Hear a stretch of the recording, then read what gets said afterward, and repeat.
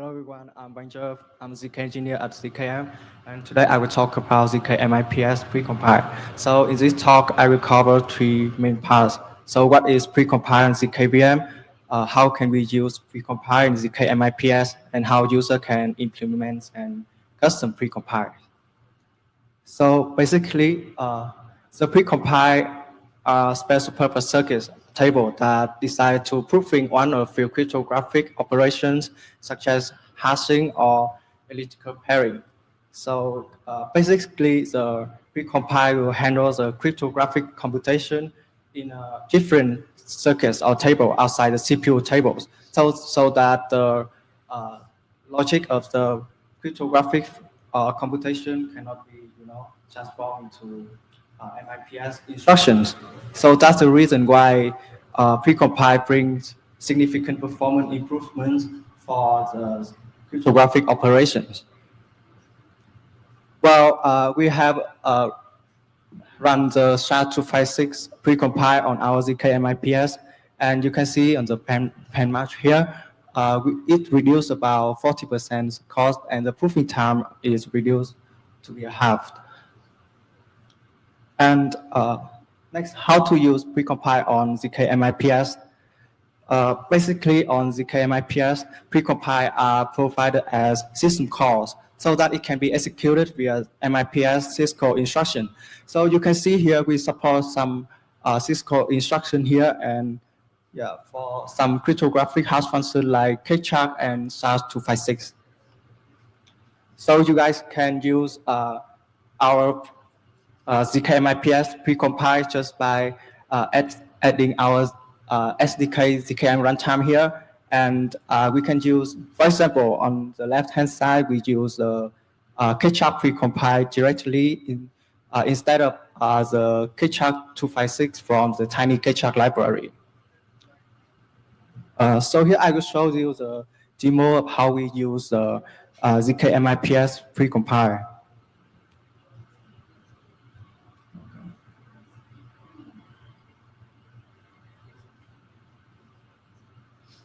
So we run ROS EVM on zkMIPS using our project template. You can see here, we use the kchuck 256 function to compute the code hash of the account information. And actually, in this code, we use the kchuck 256 from tiny kchuck library. And we can see here, it took about 156 seconds to generate the proof, and the proof size is about 450,000 bytes.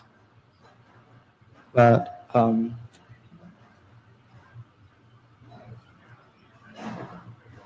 and in this example, we replace the kchuck 256 library by our kchuck precompile here, and we can see the proofing time reduced to 138 seconds, while the proof size remains the same. So that's the reason why we use precompile to reduce the proofing time while make the proof size remain the same. So next, how user can implement a custom precompile on zkMIPS. So on zkMIPS, developer can implement and custom precompile on the proving phase without changing anything in the verifier. So basically, there are three main steps that you need to follow to implement a precompile on zkMIPS. Implement the precompile interface and the syscall functions and the stack circuits. So for the precompile interface, you can consider the precompile interface just like a function that you use on your guest program, and inside this function, we invoke the syscall to handle the logic of the precompile. So for example, here we have a compressed precompile interface, and user can use this function in the REST program, and inside this function we call the syscall 256 extend and compress function to handle the logic of the SHA-256 hash function. So next we have to implement these two syscall function here. So as I mentioned earlier, the syscall is an MIPS instruction. So beside implementing the syscall logic, we also have to perform the state transition. Yeah, so there are three main steps that I think users need to follow to implement that. So basically, like because on zkMIPS we support many syscall functions. So if you want to build your own syscall function, you have to assign it is a unique number. So we call that the syscall number. And inside the syscall function, we have to pass the input to the registers so that we can handle the logic of the syscall function in the emulator. So for example, here we pass the syscall number in via the register number 2 and the input to the register number 4. And then it's inside the emulator, we can receive the input just by getting the value of the register here. And then we use the syscall number to handle the logic of the syscall function. Here is an example how we handle the SHA-256 extend function just by follow the algorithm in the paper. Yeah, so next we have to perform the state transition. It's quite similar to the way we handle the logic in the emulator. But one thing I need to note is that we move the computation of the cryptographic function outside the CPU tables. It means like we have to create a new tables for that. So basically we have to generate the table trace. So in this function, we also have to create the input for the table trace generation function here.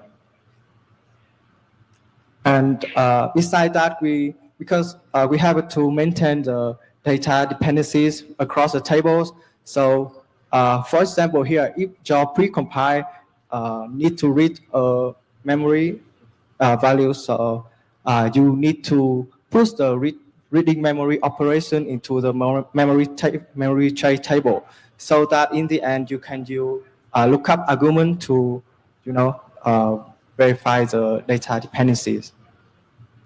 This happens the same with the CPU table. And yeah, we have gone to our three main steps that we need to follow to implement the precompile. So in the final step, we have to implement the stock circuits. Actually, I think there are many ways to implement the stock circuit, but I think it's good to follow these 4 steps here. So first, I have to say, like, in practice, we should consider this 4 steps in parallel, but in this talk, I will just go by step for better understanding. So first, we have to determine that how many number of tables that we need to implement the precompile, and also the columns and the constraints for that. And next, we have to implement the trace generation and the cross-table lookup to verify the data across the table.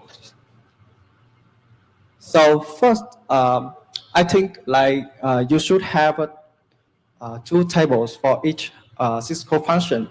The first table we call the core table that handles the precompile logic and computation.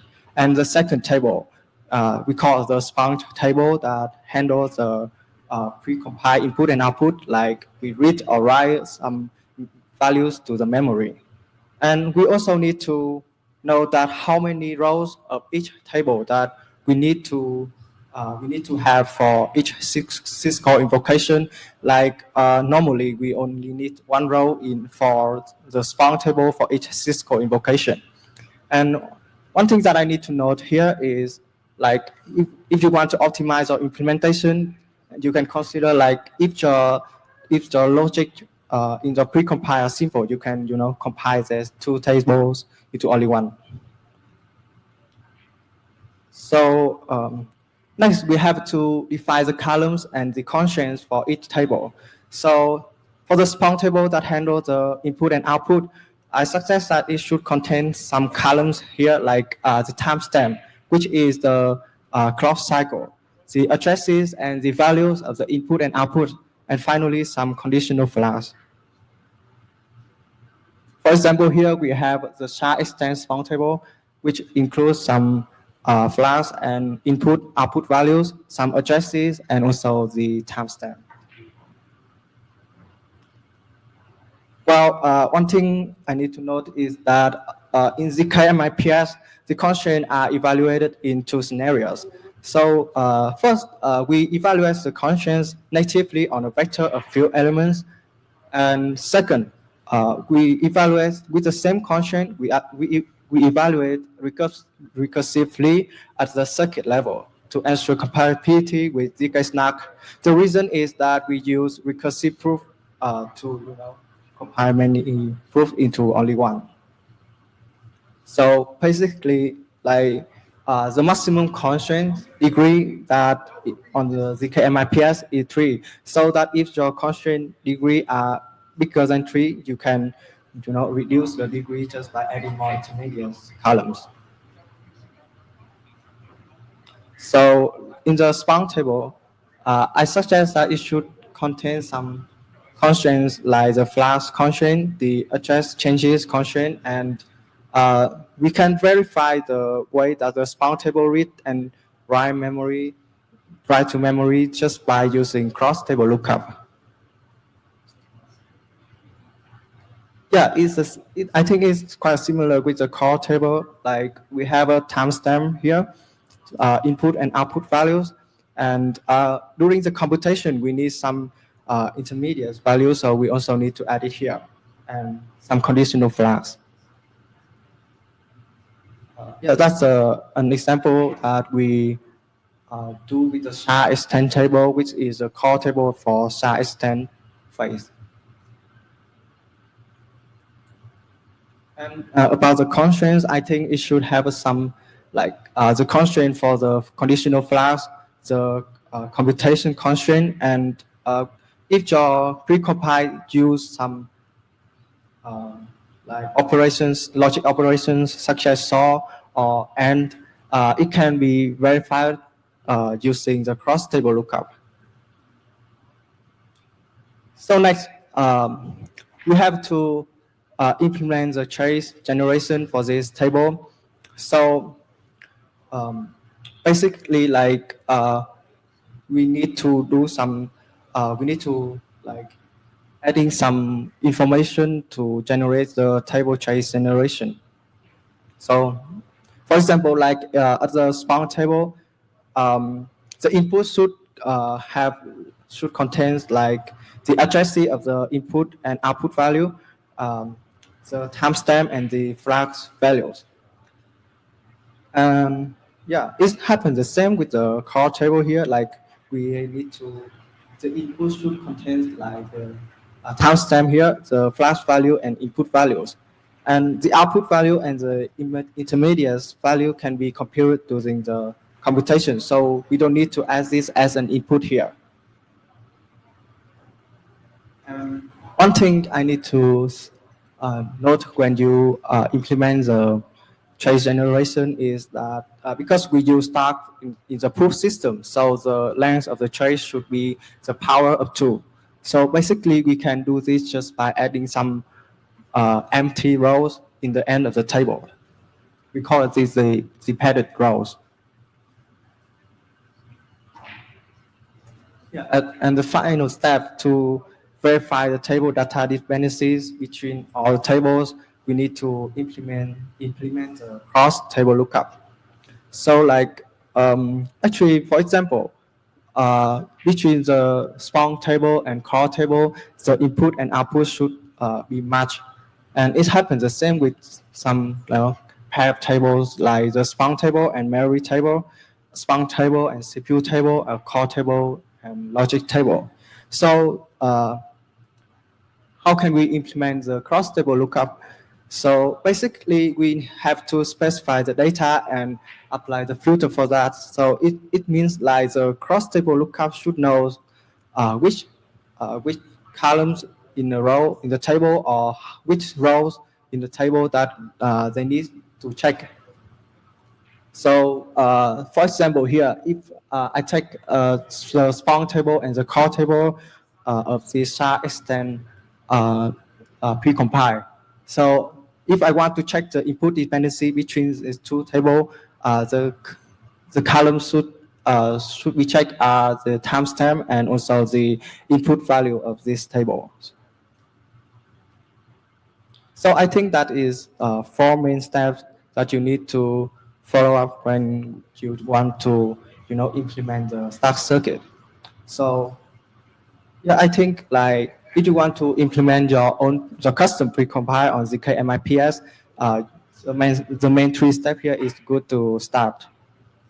So basically, yeah, in my talk I covered like the precompiles are used to accelerate the cryptographic operations, and you can use that just by executing the syscall MIPS instructions.